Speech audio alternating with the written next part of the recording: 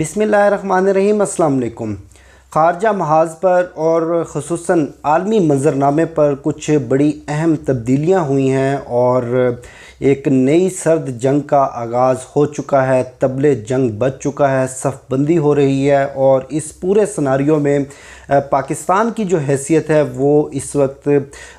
कलीदी और मरकज़ी अहमियत अख्तियार कर चुकी है। तीन बड़ी अहम ख़बरें हैं जो कि बराह रास्त पाकिस्तान से, पाकिस्तान के मफादात से और पाकिस्तान के मुस्तक़बिल से जुड़ी हुई हैं। जो इस वक्त सबसे ज़्यादा डिस्कशन चल रही है वो अमेरिका की जानिब से एक माहौलियाती कॉन्फ्रेंस बुलाई गई है। उस माहौलियाती कॉन्फ्रेंस में पाकिस्तान को शिरकत की दावत नहीं दी गई और उसके साथ साथ आज इस सदी की सबसे बड़ी डील सामने आई है। चीन और ईरान के माबैन 400 अरब डॉलर की डील।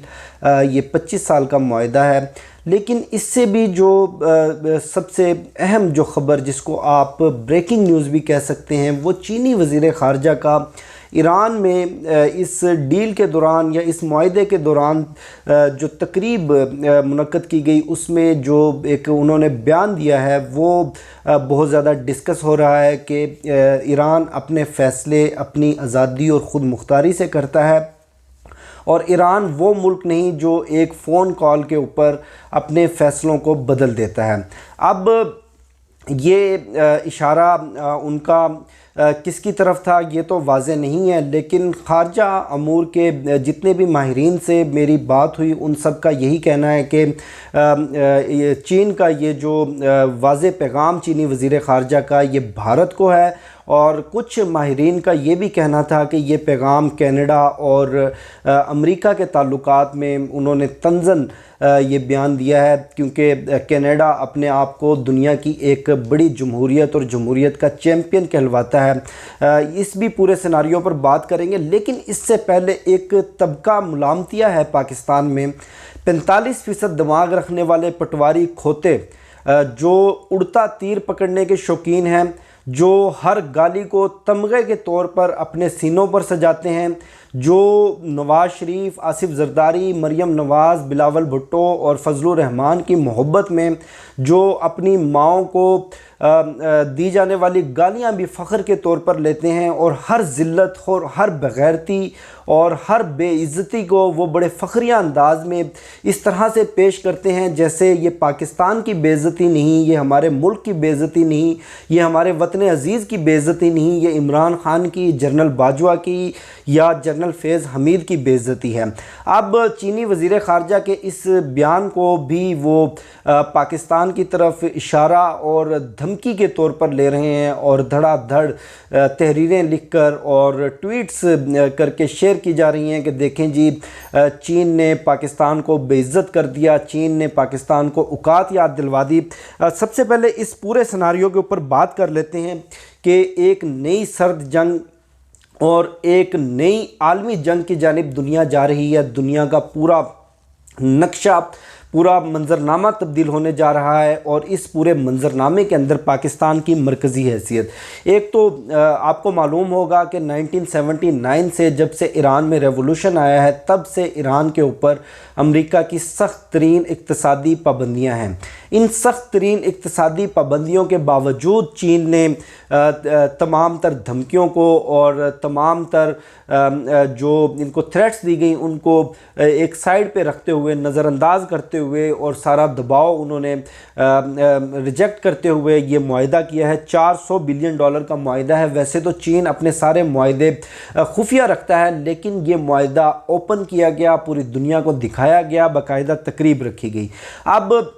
चीन के इस पूरे सिनारियों में जो ये मुआहदा है ये आप कह सकते हैं कि चीन का मुस्तकबिल भी इस मुआहदे से जुड़ा हुआ है, क्योंकि चीन इस वक्त दुनिया की दूसरी बड़ी मईशत है। चंद सालों में दुनिया की सबसे बड़ी इकॉनमी बन जाएगा। लेकिन चीन की जो सबसे बड़ी कमज़ोरी आप कह सकते हैं वो चीन के लिए एनर्जी की कमी या ऑयल या पेट्रोलियम मसनूआत अपनी इंडस्ट्री को चलाने के लिए, अपनी लॉजिस्टिक्स को, अपनी ट्रांसपोर्टेशन की ज़रूरियात को पूरा करने के लिए चीन के पास अपना ऑयल नहीं है। چین اس وقت دنیا کا سب سے بڑا آئل کا امپورٹر ہے، اور جو ان کا 90 سے 95% جو چین کا آئل امپورٹ ہوتا تھا وہ مشرق وسطیٰ سے ہوتا تھا۔ لیکن سعودی عرب، متحدہ عرب امارات اور مشرق وسطیٰ میں جو ابھی تبدیلیاں چل رہی ہیں، ان تمام تر تبدیلیوں کو اور اس پورے سناریو کو مد نظر رکھتے ہوئے چین نے یہ معاہدہ کیا ہے ایران کے ساتھ۔ اس معاہدے کی روح سے اب چین اپنا سارا تیل ایران سے لے گا 70% پیمنٹ پر، یعنی کہ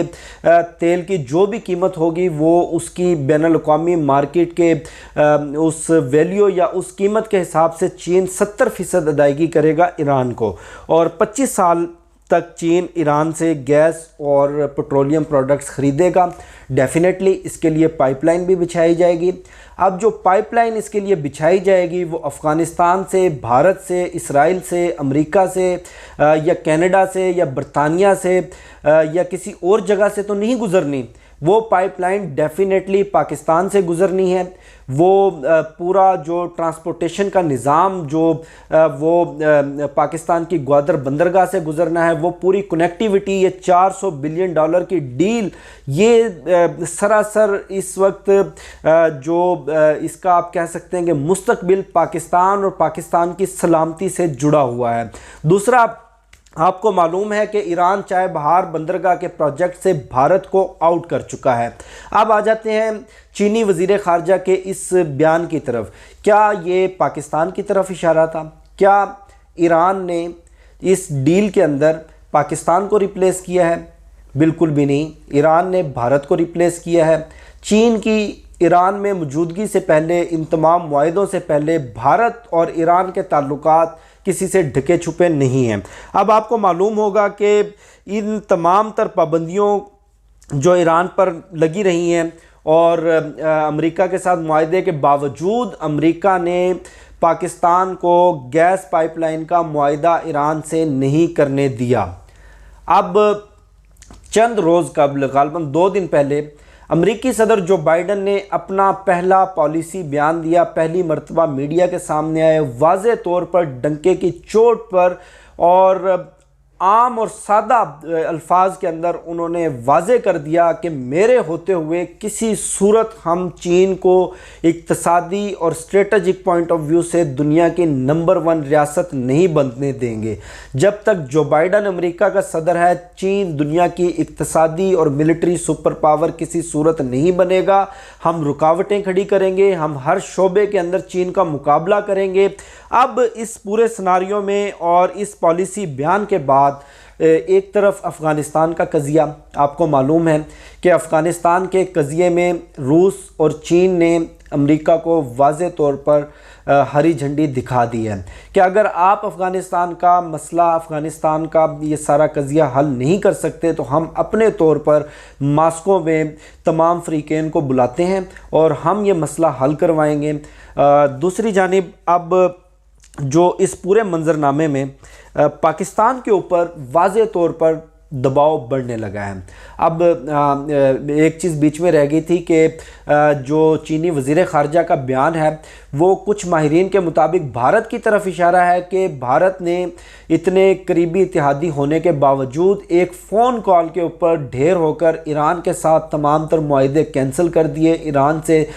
جو بھارت آئل امپورٹ کر رہا تھا، آئل کی امپورٹ ختم کر دی۔ اور کچھ ماہرین کے مطابق جو چینی وزیر خارجہ کا اشارہ کینیڈا کی طرف تھا۔ امریکی صدر اور امریکی اسٹیبلشمنٹ کے دباؤ پر کینیڈا نے چینی کمپنیوں کے جس میں ہواوے سر فہرست تھے ان کے عہدیداروں کے اوپر پابندیاں لگائیں، ان کے اوپر مقدمات قائم کیے، کچھ گرفتاریاں بھی کینیڈا میں کی گئی ہیں اور ان لوگوں کو امریکہ کے حوالے کرنے کی بھی بات چیت چل رہی ہے۔ اب اس پورے سناریو کے اندر جس میں پاکستان کی مرکزی حیثیت ہے، جس میں ایران، چین اور اس پورے خطے کا مستقبل پاکستان کے مستقبل اور پاکستان کی سلامتی سے جڑا ہوا ہے، اس پورے سناریو کے اندر کیسے ہو سکتا ہے کہ چین واضح طور پر پاکستان کو تھریٹ کرے یا پاکستان سے ناراضگی کا اظہار کرے؟ چلیں ایک لمحے کے لیے مان لیتے ہیں، ایک لمحے کے لیے سناریو ہم اس کو سچ تسلیم کر لیتے ہیں۔ یہ جو امریکی صدر کی جانب سے دعوت نامے بھجوائے گئے ہیں، آپ ان دعوت ناموں میں جو کیٹاگریز ہیں، جو 40 ممالک ہیں، ان کو سٹڈی کریں، جس میں سب سے زیادہ جو ریاستیں یا ممالک شامل ہیں وہ امریکہ کے قریبی ترین اتحادی شامل ہیں۔ دوسرے نمبر پر وہ ممالک جو اس ماحولیاتی آلودگی کا باعث بن رہے ہیں، جو کاربن کا اخراج سب سے زیادہ کر رہے ہیں، جس میں چین اور روس بھی شامل ہیں، ان کو دعوت نامے بھجوائے گئے ہیں۔ تیسری کیٹیگری تھی جو ماحولیاتی آلودگی سے سب سے زیادہ متاثر ہونے والے ممالک ہیں، ان میں پاکستان 5ویں نمبر پر ہے، لیکن پاکستان کو نہیں بلایا گیا۔ یہ واضح طور پر امریکہ کی جانب سے اشارہ ہے، پاکستان کے اوپر دباؤ ڈالنے کی حکمت عملی ہے، اور پاکستان کو یہ سائن دیا گیا ہے کہ اب آپ کے پاس 2 ہی آپشن ہیں۔ جس طرح 9/11 کے بعد امریکہ کے وزیر خارجہ نے اور وزیر دفاع نے پاکستان کے صدر کو فون کیے کہ آپ یا ہمارے ساتھ ہیں یا ہمارے خلاف ہیں، آپ فیصلہ کر لیں، اگر ہمارے خلاف ہیں تو آپ پتھر کے دور میں جانے کے لیے تیار ہو جائیں۔ اس پورے سناریو میں، اس نئے بدلتے ہوئے عالمی منظرنامے میں، جس میں نئی صفیں بنائی جا رہی ہیں، نئے اتحاد بنائے جا رہے ہیں، اور چین کا راستہ روکنے کے لیے ہر ممکن طور پر کوشش کرنے کا اعلان کیا جا چکا ہے، اس میں پاکستان کے اوپر واضح طور پر دباؤ ڈالا جا رہا ہے کہ آپ چینی کیمپ چھوڑ کر امریکہ کا ساتھ دیں، آپ مغربی ممالک کا ساتھ دیں، کیونکہ اگر پاکستان اس معاہدے سے، یا جس طرح سے یہ جو 45% دماغ والے پٹواری جو شور مچا رہے ہیں کہ پاکستان نے سی پیک کو رول بیک کر دیا، اگر پاکستان ایسا کوئی بھی فیصلہ کر لیتا ہے تو یہ جو چین اور ایران کی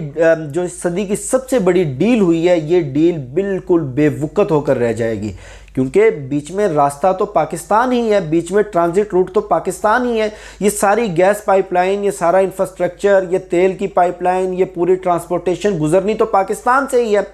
اب پاکستان کی اسٹیبلشمنٹ نے فیصلہ کرنا ہے